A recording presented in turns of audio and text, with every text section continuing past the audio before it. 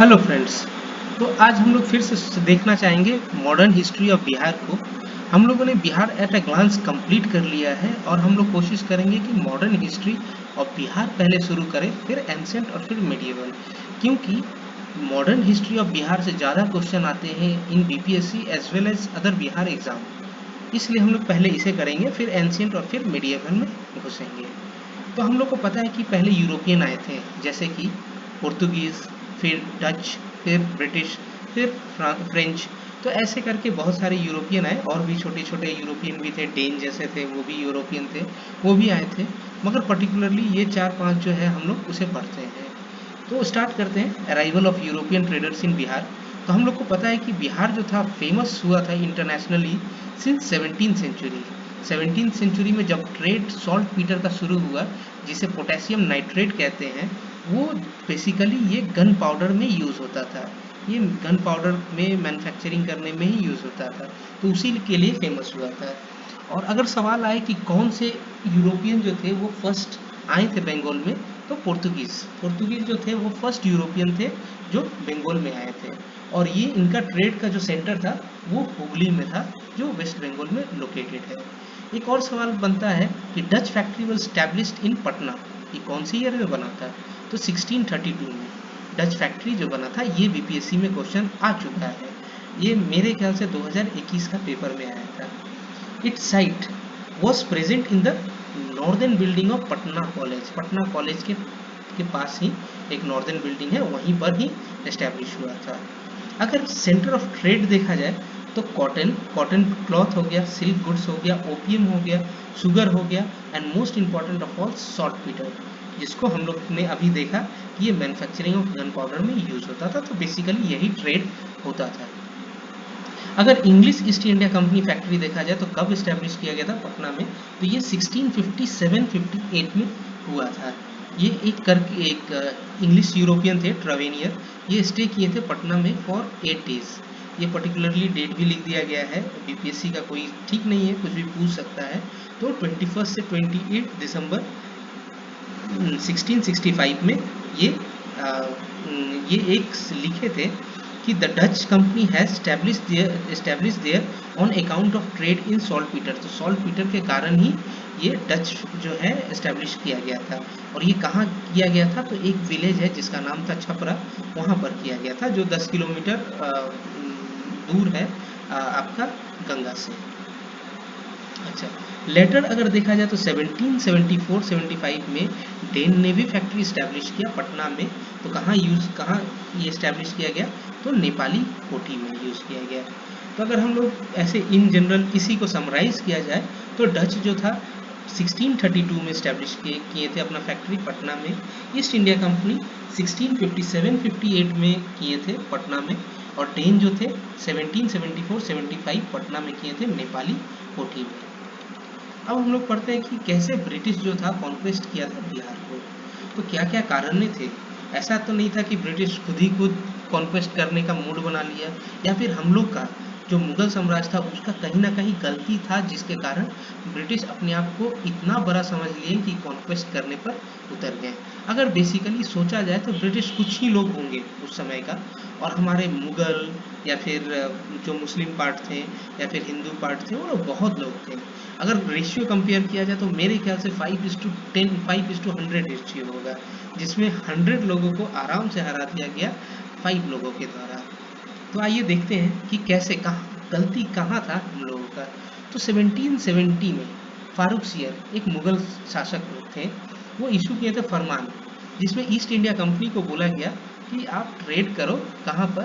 तो बंगाल, बॉम्बे और मद्रास में, और आपको ये कस्टम ड्यूटी जो है ना वो भी नहीं देना पड़ेगा, फ्री ऑफ कॉस्ट लीजिए। तो कंपनी वॉज परमिटेड।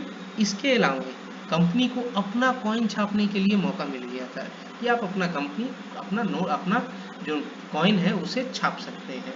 जो ये सबसे बड़ा गलती था फारूक सियर का, जो मुगल एक शासक थे। अब नवाब ऑफ बंगाल को तो गुस्सा तो आएगा ही। नवाब ऑफ बंगाल बहुत गुस्सा हुए थे। Miss representation of Mughal Farman of 1717 by British and miss use of Dastak. तो ये जो कस्टम ड्यूटी फ्री पासेज था, कस्टम ड्यूटी था जो फ्री हो गया था, प्लस दस्तक था जो फ्री पासेज जिसको बोला जाता था एक जगह से दूसरे जगह जाने में, that is related to even custom duty. तो वो एक टाइप से मिस यूज़ करना शुरू कर दिया गया था ब्रिटिश के द्वारा, और यही वन ऑफ द रीज़न था जिसके कारण बैटल ऑफ प्लासी हुआ था। तो कौन से दिन में हुआ था? जून 23, 1757। तो ये जो डेट है जून 23, ये बहुत ही इम्पोर्टेंट है। अगर पहले क्वेश्चंस जो आते थे वो 1757 तक ही रहता था, अब जून 23 ऑप्शन में दे सकता है। अगर देखा जाए तो ये फोर्ट किसके किसके बीच में हुआ था, तो ब्रिटिश फोर्स जो रॉबर्ट क्लाइव के अंदर आता था, और बंगाल फोर्स जो नवाब सिराजुद्दौला से के अंडर में था। अगर देखा जाए तो बेसिकली जो बैटल ऑफ प्लासी था, जिसमें इंग्लिश की तरफ से 65 मेन का डेथ हुआ और नवाब के तरफ से 500 मेन का डेथ हुआ। कोई कोई बुक में ये भी लिखा हुआ है कि battle of Plassey was never fought, वो कब लड़ा ही नहीं गया था। मतलब झूठ मूठ का ही कोई कहानी लिख दिया कि हाँ ये चीज़ हुआ था। मगर किसी किसी बुक में ऐसा भी लिखा गया है कि नवाब को बुलाया गया भाई रॉबर्ट क्लाइव, और रॉबर्ट क्लाइव ने बहुत सारे लोगों को अपने अंडर कर लिया था, जैसे कि अमित अमी चांद, जगत सेठ, गिश्ती बेगम, मानिक चंद, ये लोग जो थे क्लाइव से हाथ मिला लिए थे। तो क्लाइव जो थे मीर जाफर को, सॉरी, सिराजुद्दौला को अपने कैबिन में बुलाए और वहीं पर मार दिया गया था उनको। तो कुछ कुछ बुक में ये भी लिखा हुआ है, मगर हम लोग इस बुक से देखेंगे क्योंकि ये जो वो मैं अभी बताया कि कभी बैटल ऑफ प्लासी फॉट हुआ ही नहीं, तो वो ना देख करके ये बुक से ही देखते हैं। तो इसे कहा जाता है कि बैटल जो था एक दिन में ही खत्म हो गया, विद इन अ डे। और नवाब जो थे, जो forces of nawab did not participate, जो फोर्स था नवाब का कोई पार्टिसिपेट ही नहीं किया, क्योंकि commander in chief Mir Jafar जो सबसे बड़े बदमाश थे या फिर सबसे बड़े धोखेबाज थे, जो सिराजुद्दौला को वैसे ही धोखा दे दिए। गए थे लड़ने के लिए, मगर सिराजुद्दौला को बोले कि आप जाइए, आप ही लड़िए, हम काहे लड़ेंगे, ऐसा हालत हो गया था। फिर सिर्फ ओनली 2 कमांडर, जिनका नाम था मीर मदन और मोहनलाल, यही सिर्फ लड़े थे। तो यहाँ से एक क्वेश्चन बनता है कि who are the 2 commanders who fought with Sirajuddaula during battle of Plassey? तो मीर मदन और मोहनलाल, यही दो थे। अब नवाब जो था सिराजुद्दौला को तो मार दिया गया था, जिसमें बैटल ऑफ प्लासी एंड हुआ था। तो ये किसके द्वारा मारा गया था? तो ये सन ऑफ मीर जाफर, जिसका नाम था मीरान, उसके द्वारा ही मार दिया गया था। और यही एक रास्ता था जिसके कारण हम लोग बोल सकते हैं कि ब्रिटिश एक तरफ से मास्टरली होने वाला था पूरा होल ऑफ इंडिया में। और यहाँ से ही शुरू हो गया था beginning of the drain of wealth from India to British. तो कभी कभी मेंस में ये क्वेश्चन आने वाला है कि ड्रेन ऑफ वेल्थ, जो हम लोग का दादा भाई नौरोजी का बुक का नाम था, तो ये ड्रेन ऑफ वेल्थ कैसे शुरू हुआ, कहाँ से शुरू हुआ? तो यहीं से शुरू हुआ ड्रेन वेल्थ ऑफ इंडिया। तो अब देखते हैं कि बैटल ऑफ प्लासी तो ख़त्म हो गया, मीर जाफ़र जो थे उनको नवाब ऑफ बंगाल बना दिया गया था, नवाब ऑफ बंगाल बना दिया गया था। और कहा जाता है कि ये इनकम्पिटेंट थे, मतलब उतना कुछ खास इनके पास एक राजगद्दी चलाने के लिए कुछ पावर नहीं था। इवन एक्चुअली ब्रिटिश पावर नहीं देता था, प्लस इनका अपना दिमाग नहीं लगता था। कहा जाता था कि ये इनकम्पिटेंट है थ्रू आउट हीज रीजन, और ये एक टाइप से पुतला थे under the hand of Clive. तो ही ग्रांटेड बहुत चीज़ ग्रांट किए, free trade in Bengal, Bihar, Orissa to British. ले लो भाई, ट्रेड ले लो, करो। After the death of Mir Jafar son, जब मीर जाफर सन का डेथ हुआ मीरान, तो ये तो शोक में चले गए, तो मीर कासिम को नवाब बना दिया गया। मीर कासिम अब कौन थे? तो मीर कासिम सन इन लॉ थे इनके, मीर जाफर के। तो मीर कासिम का जो रीन था वो 1760 टू 1764 में था। ये क्या थे? ये कॉम्पिटेंट थे, ये कॉम्पिटेंट थे, और इनका थिंकिंग जो था मीर जाफर से बहुत अलग था। और इंग्लिश को कुछ ही दिन में पता चल गया कि मीर कासिम जो था वो काफ़ी कॉम्पिटेंट है, और ये किसी ना किसी दिन हम लोगों पर भारी पड़ सकते हैं। तो क्या किया गया कि जब मीर कासिम बने, जब मीर कासिम नवाब बने, तो इन्होंने ब्रिटिश के साथ कुछ तय किया था कि जमींदारी जो है बर्दवान का मिदनापुर का और चित्तगांव का ब्रिटिश ऑफिसर को दे दूंगा। इसके अलावा ये पे किए थे 2.9 मिलियन रुपीस को पे किए थे। इंग्लिश जो था कुछ दिन में ही पता चल गया कि ये तो बहुत कॉम्पिटेंट है, कहीं ना कहीं हम लोग को भगा देंगे।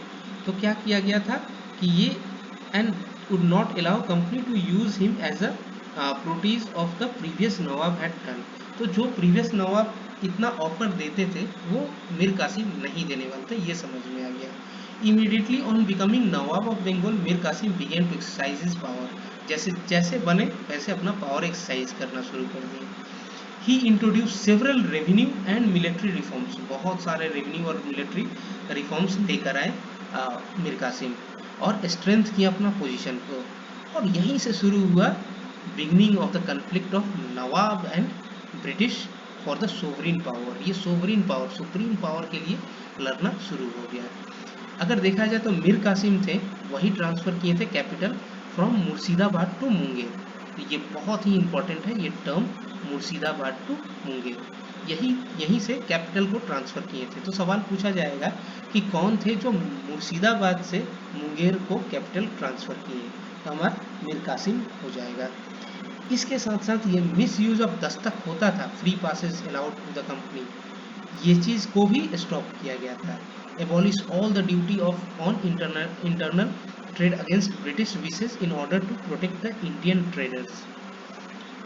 This become the cause of battle of Buxar, और यही कारण था बैटल ऑफ बक्सर का। देखा जाए तो अगर इंग्लिश जो आर्मी था उसके उसके उसके तरफ से major Adam and major Knox ये दोनों लड़े थे और सब्सिक्वेंटली कैप्चर, और ये क्या किए थे, कैप्चर किए थे मुंगेर और पटना को, और इसके कारण मीर कासिम जो है भागना पड़ा था अवध में, बिहार छोड़ करके अवध में। तो एक्चुअली क्या हुआ था कि बैटल ऑफ बक्सर 1764 में लड़ा गया था, मगर ये शुरुआत ये हुआ था कि इंग्लिश को लगा कि मीर कासिम जो है बहुत इनकम्पिटेंट है, हम लोग को कभी ना कभी भगा देंगे यहाँ से। तो इन्होंने एक आर्मी बनाया जिसका हेड थे मेजर एडम और मेजर नॉक्स, और यही दोनों मिल करके मुंगेर को अटैक किए। मुंगेर उस समय कैपिटल था, जो हम लोगों ने अभी पढ़ा कि 1762 में कैपिटल बना दिया गया था। तो इसके कारण क्या हुआ कि ये जब मुंगेर और पटना को कैप्चर किया गया तो मीर कासिम भागकर अवध चले गए। उसके बाद अवध में जो राजा थे जिसका नाम था शुजाउद्दौला ऑफ अवध, इनको मिलाए साथ में, और शाह आलम टू इनको मिलाए साथ में। शाह आलम को 10 लाख रुपया दिया गया था और शुजाउद्दौला को 17 लाख दिया गया था कि आओ आइए हमारे साथ मिलिए और ये फिरंगी लोग को भगाइए। He then proceeded to Bihar, और बिहार तरफ आए। On the other hand major Hector Munro was now the head of the British army, और जब आए तो मेजर हेक्टर मुनरो से मुलाकात हुई, और जो बैटल ऑफ बक्सर था जो लड़ा गया था वो 22 अक्टूबर 1764 में हुआ था। तो वहाँ पर हम लोग बैटल ऑफ पलासी देखे जून 23 और अक्टूबर 22 1764 हमारा बैटल ऑफ बक्सर हुआ था between the British troop under the major Hector Munro के द्वारा हुआ था। और इसमें क्या हुआ था कि इसमें बहुत चीज़ हुआ था, ब्रिटिश यहाँ पर जीत गई थी, ब्रिटिश ओन। ब्रिटिश जो था बन गया था de facto ruler of Bengal, Bihar and Orissa, और यहीं से एक डुअल गवर्नमेंट का स्थापना शुरू हो गया था। Mir Jafar was insisted as nawab, तो मीर जाफर को फिर से बना दिया गया था नवाब, और ये कुछ दिन बाद ही मतलब मर गए, 1 साल के अंदर ही इनका डेथ हो गया 1765 में। उसके बाद नजमा उदौला को बना दिया गया था नवाब इन 1765। ये भी बहुत इंपॉर्टेंट है, नजमा उदौला ये भी जो थे एक पपेट की तरह ही ब्रिटिश के हैंड में रुक गए थे, और यहाँ से शुरू होता है डुअल सिस्टम ऑफ गवर्नमेंट। 1772 में ही वॉज पेंशन, जो नजमा उदौला था एक तो पपेट ही थे, तो इनको पेंशन दे दिया गया और बोला गया आप आराम करो, क्यों इतना बुढ़ापे में तकलीफ करोगे, तो आराम में चले गए। क्लाइव जो थे वो रिटर्न टू इंग्लैंड कर लिए थे 1760 में, after the Vashishtha 1760 to 65 become the governor of Kolkata, इनको बना दिया गया था गवर्नर ऑफ कोलकाता। मगर क्लाइव रिटर्न किए फिर से मई 1765 में रिटर्न किए for his second term as governor, और कब तक थे तो 1767 तक थे। और जैसे आए वहाँ यहाँ पर तभी एक ट्रीटी साइन हुआ जिसका नाम है ट्रीटी ऑफ इलाहाबाद।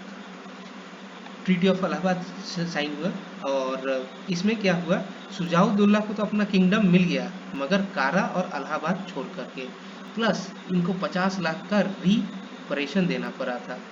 मतलब ये 17 लाख तो लिए थे मीर कासिम से, मगर उल्टा में 50 लाख रुपया देना पड़ा और कारा और इलाहाबाद भी गवा दिए। The district of Kara and Allahabad was given to Mughal emperor Shah Alam too. ये दोनों डिस्ट्रिक्ट था शाह आलम टू को दिए, बोले ले भाई का ऐश कर। The most important result of the treaty was grant of diwani to of Bengal, Bihar and Orissa to the company.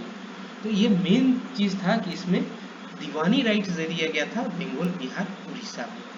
तो होप आप लोग को यहाँ तक समझ में आ गया होगा। वीडियो क्योंकि लंबा हो रहा था इसलिए हम लोग यहीं तक रखते हैं, फिर हम लोग नेक्स्ट वीडियो में मिलेंगे। तब तक के लिए बाय। इस वीडियो को अगर आपको पसंद आए तो लाइक और सब्सक्राइब और शेयर जरूर कीजिएगा।